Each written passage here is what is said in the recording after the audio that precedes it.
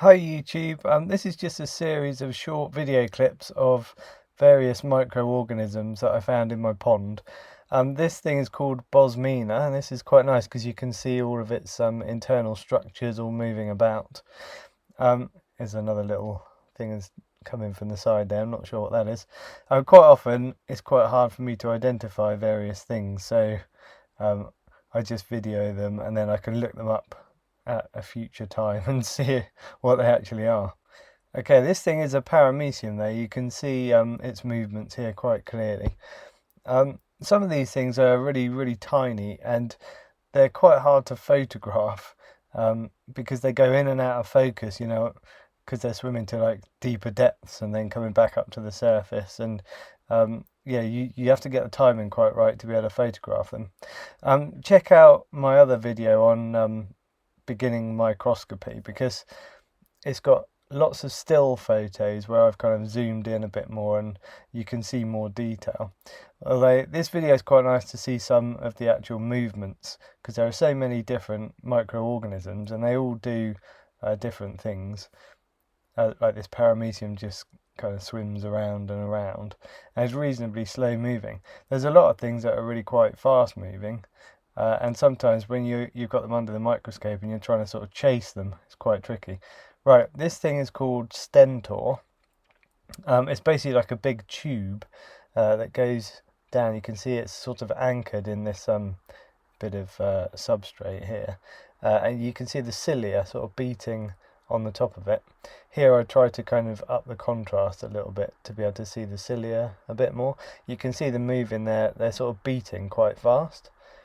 And this is quite nice because you can see the internal structure of some of it as well. Right, this has gone really quite dark, but hopefully you can see the beating a bit more clearly from the cilia.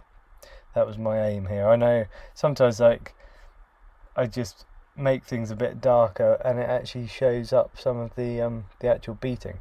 Here you go. So look, this is quite good. This is where it's kind of is slowed down a bit, the rhythm of the beats. They're not quite so fast anymore.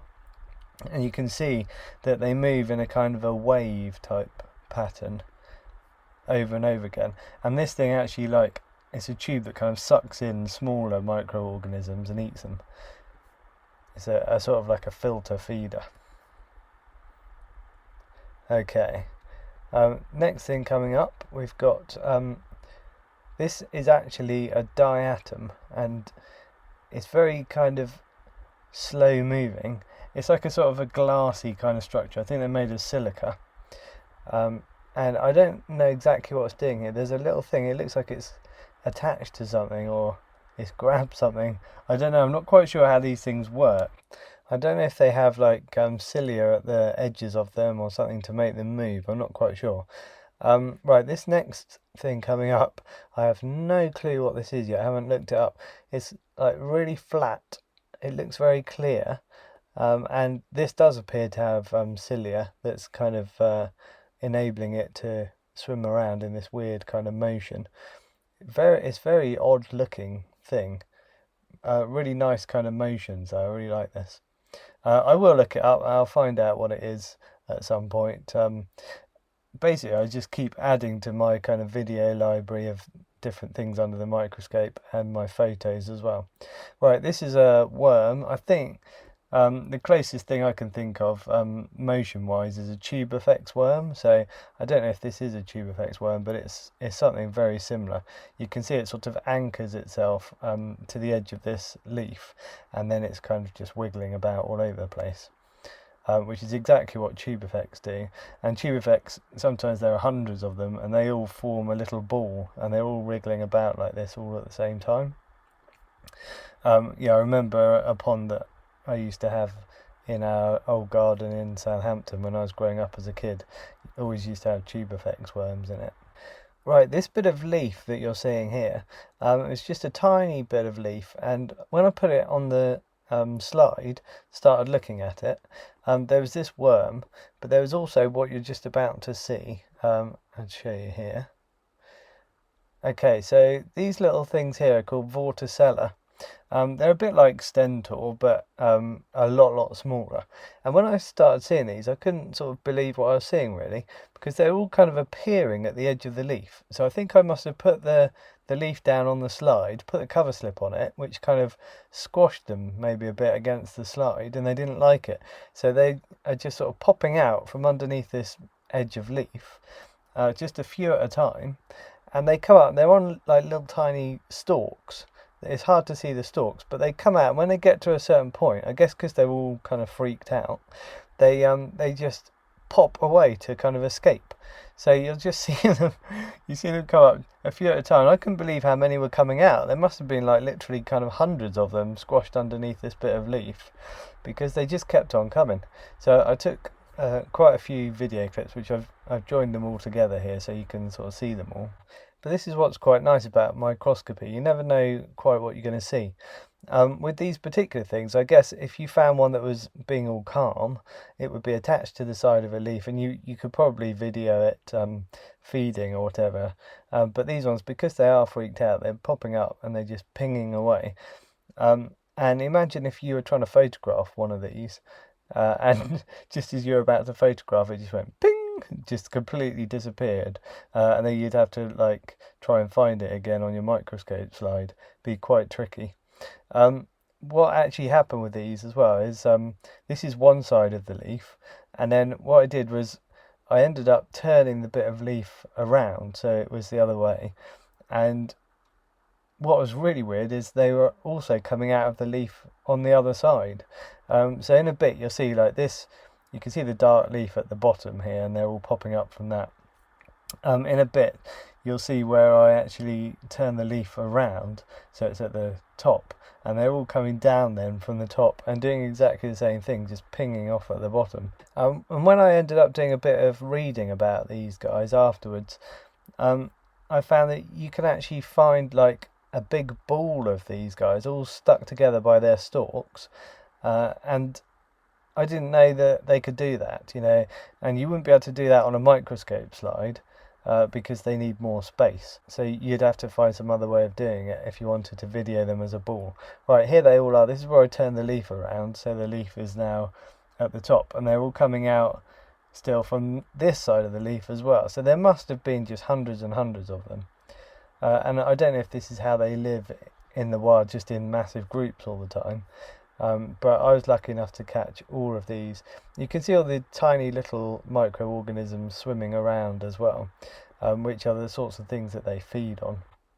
Okay, so my sort of collection of photographs and videos and things that I've taken down the microscope, it's just going to be an ongoing collection. And I mean, there are certain creatures and things that I've seen all my life and I know them really well, and there are others that are new to me that I come across and I've never seen before, and then I have to kind of research them, look them up and try and find out what they are.